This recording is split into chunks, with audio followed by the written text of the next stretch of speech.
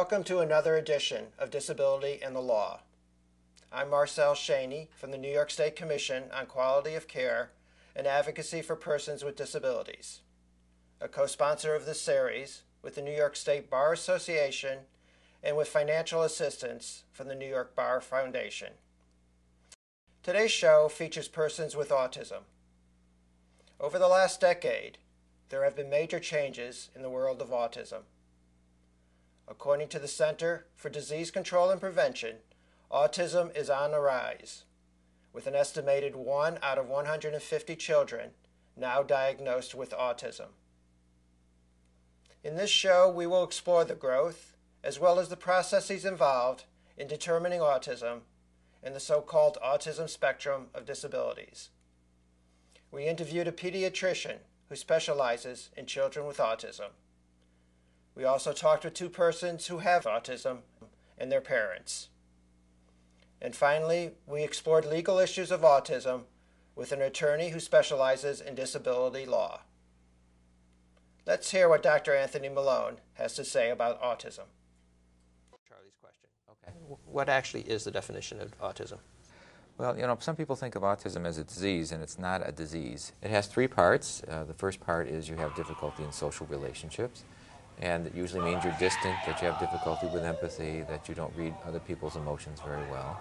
A person with autism generally thinks very concretely, sees things very black and white, but really has trouble with the gray areas. And that's what socialization is all about. So that's why there's a deficit in socialization, because they can't see the gray.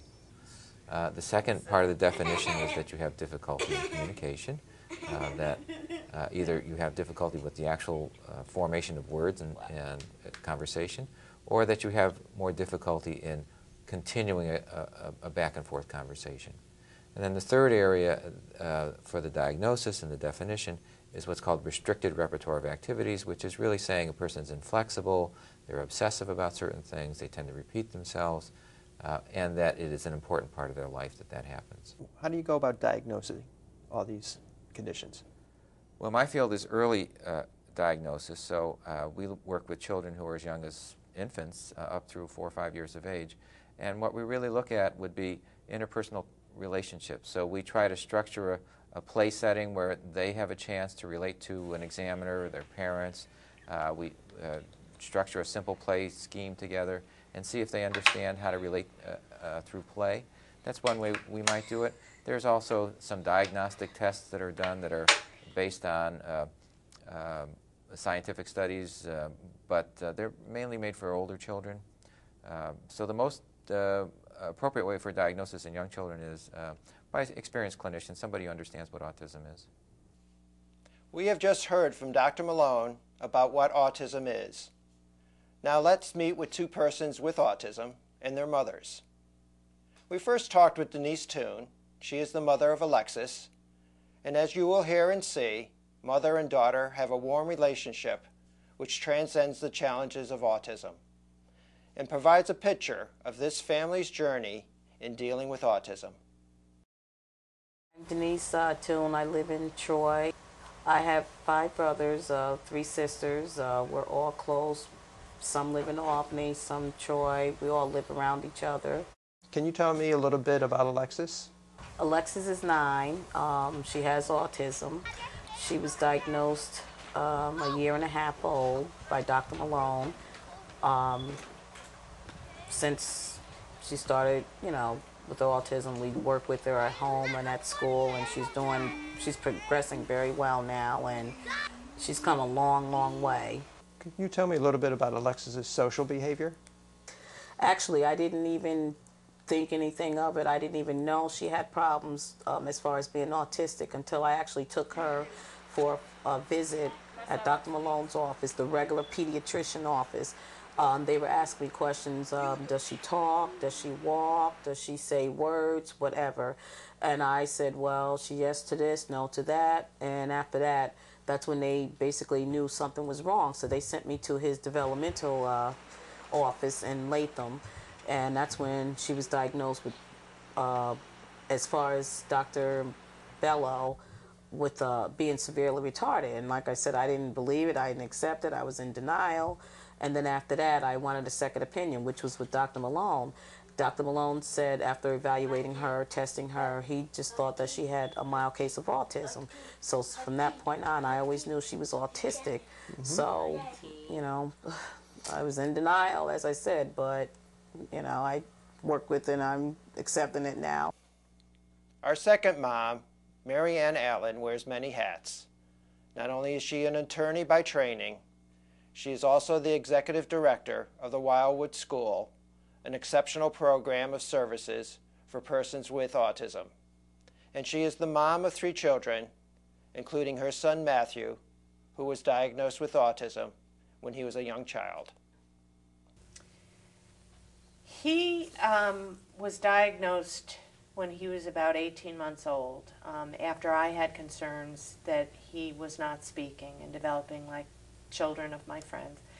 And I went to my pediatrician at the time, who referred us to a speech pathologist who basically said to us, you know, he's profoundly autistic and you really need to look at an institutional setting. And to be honest with you, as you know, both my husband and I are graduates of law school, think of ourselves as fairly intelligent human beings, never saw that coming until the split second before the woman said autism. It had never occurred to me, and for some reason, right before she said it, the word was in my mind, and I thought, oh my God. And I fell apart, but found that it was very therapeutic just to handle the pain, to start making some calls. After more research on the subject of autism, we asked Dr. Malone about the apparent growth in the number of diagnosed cases of autism, and also about the cause or causes of autism. From your practice, have you seen an increase or decrease in the number of people with a diagnosis of autism? That's a very complicated question because there's absolutely an increase in the count of the number of people with autism, but that's probably mostly because people recognize it. So in previous years, children with autism who had milder autism might have been called a child with social disability, learning disability, mental retardation, an unusual child, and would not carry a particular diagnostic name like autism. So we're actually counting children that in previous years would have been counted differently. So that makes the numbers much bigger. Are there actually more children? The answer is probably, but I don't know how many more, and even experts in the field would say we're not quite sure how many more real children there are. What are the causes of autism?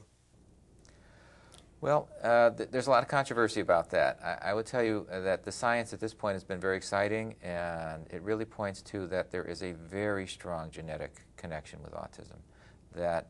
That's where most of the research is going, and there are multiple genes on different chromosomes involved, but there is a very strong genetic connection with autism. There may be some other issues associated with it too. So something similar to diabetes, where you have the genetic predisposition and then something else happens, you eat too many hamburgers, you get diabetes. It may be the same in autism. You have the genetic predisposition and then something else happens, maybe an environmental toxin, maybe an infection in utero. We're not sure about that part of it. What about this vaccine stuff? Is there any credibility to that based on your reading? People ask me about vaccines all the time, and I understand the concern, but the science behind the question about vaccines has been very strong that there's really no connection at all. There's a temporal connection, so that means that when kids get shots, that's when they tend to show up with autism, but it doesn't mean they're related at all.